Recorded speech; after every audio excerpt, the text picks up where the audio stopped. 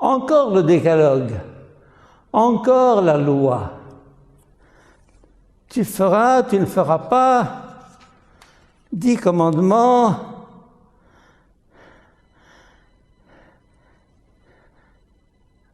C'est l'occasion pour nous de nous demander, est-ce que ces obligations qui nous viennent de l'Église ou de la Bible sont pour nous un fardeau ou un chemin de liberté?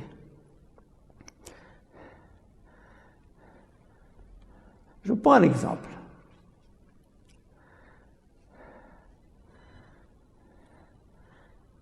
Pierre est en train de regarder sa maman qui fait un gâteau à la cuisine. Il a 3 ans. C'est l'âge de la curiosité. Il veut voir, il veut savoir, il demande. La maman qui a allumé le feu est en train de préparer ce bon gâteau. Et elle est appelée au téléphone, elle quitte la cuisine, elle dit « Pierre, attention, ne t'approche pas du feu. Ne t'approche pas du feu. » Et pendant qu'elle est ailleurs, il s'approche du feu. Un enfant, quand vous lui dites « Ne fais pas », il le fera. Par curiosité, pour savoir, pour comprendre. C'est bien ou c'est mal? C'est bien. Je trouve que c'est très bien. Il faut que l'homme fasse son expérience. Les obligations de papa et de maman doivent un jour être remplacées par une expérience personnelle qui aboutit à une conviction. C'est le passage de l'obligation à la conviction, de la loi reçue à la loi découverte en soi. Et il n'y a que ça qui puisse faire grandir l'homme et le libérer. Donc, la maman étant hors de la cuisine, l'enfant voit le feu. Il dit, mais c'est beau le feu. Oui. C'est bon le feu, c'est chaud. C'est l'hiver, ça réchauffe, oui. Et c'est bon parce que, à travers ça, maman va nous faire un bon gâteau, oui. Donc c'est bon, et c'est bien, et c'est beau. Et alors, il veut voir, il veut saisir le feu. Il met sa main sur la flamme bleue, verte, rouge, jaune, et il commence à hurler « Maman, maman !» Elle vient et elle se fâche. « Qu'as-tu fait, mon petit Pierre? Je t'ai dit de ne pas toucher au feu, de ne pas t'en approcher. » « Oui, mais enfin, j'ai voulu boire, j'ai voulu savoir, j'ai voulu comprendre. C'est bien ou c'est pas bien? C'est bien. Et alors, cette histoire de petit Pierre devant le fourneau allumé, c'est notre histoire. Nous voulons savoir, et pour savoir, nous voulons expérimenter. Tu ne peux pas comprendre tant que tu n'as pas fait ton expérience. Ceux qui disent « crois-en ma vieille expérience » ne comprennent rien. Il ne s'agit pas d'une vieille expérience. L'expérience est quelque chose que chacun doit refaire à son propre compte. Alors, dans cette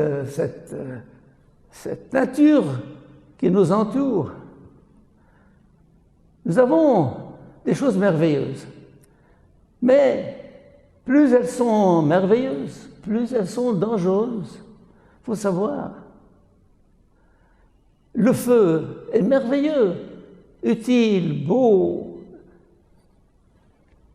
qui réchauffe, qui éclaire. Mais attention, plus c'est beau, plus c'est dangereux. plus c'est utile, plus c'est dangereux. L'électricité. Pourquoi la mettons dans des tubes et des fils et à l'intérieur des murs? Parce qu'elle est dangereuse. Et le corps humain, je parlais récemment de la nudité, l'homme nu qui est tenté par son propre corps. C'est la raison pour laquelle on se couvre. On se couvre le corps parce que c'est tellement beau qu'il faut faire attention. Alors, la maman vieille se met en colère. Elle est en colère contre son petit. Oui et non, pas contre lui, mais parce qu'il s'est détruit, il s'est fait du mal. Elle n'est pas en colère parce qu'il lui a désobéi, elle s'en fiche. Elle, tout ce qui lui importe, c'est son enfant. C'est pour ça que dans la Bible, quand Dieu se met en colère, il faut bien comprendre cette colère de Dieu. Cette colère de Dieu est inspirée par son amour fou de l'homme. Il se met en colère parce qu'il voit que nous nous détruisons nous-mêmes, que nous pillons sa création, que nous détruisons cet univers merveilleux qu'il a fait. Alors il se met en colère, il est fâché.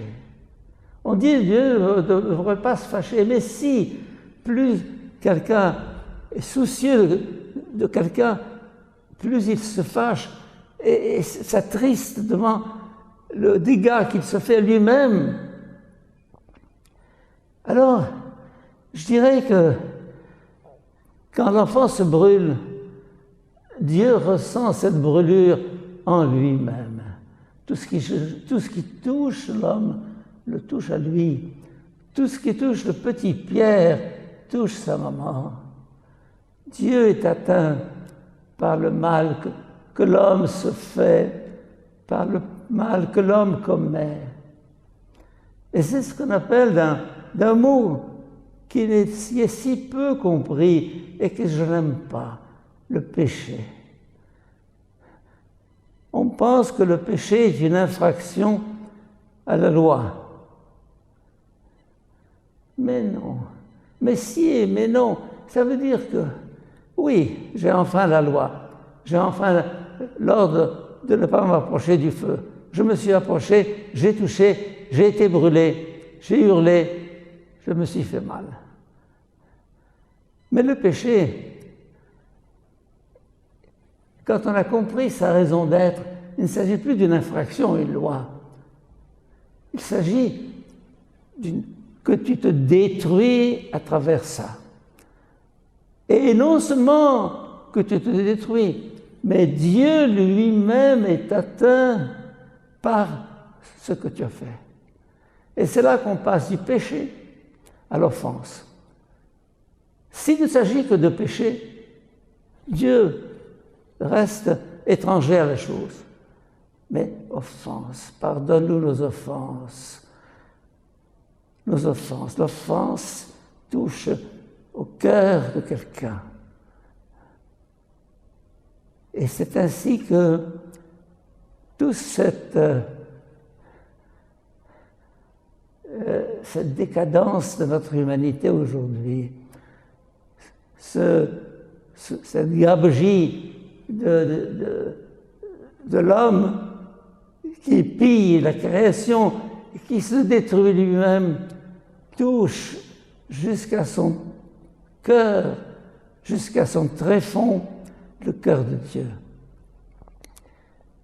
Alors, à partir de cette histoire de l'enfant qui se brûle avec le feu du fourneau, comprenons que tout péché a une triple dimension.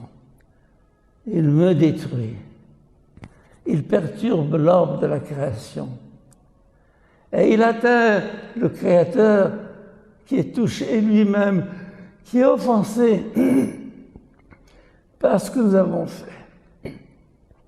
Seigneur, donne-moi de découvrir au-delà du permis du défendu, au-delà de la loi et de tout le reste, ce chemin de vérité et de sagesse qui me rendra libre.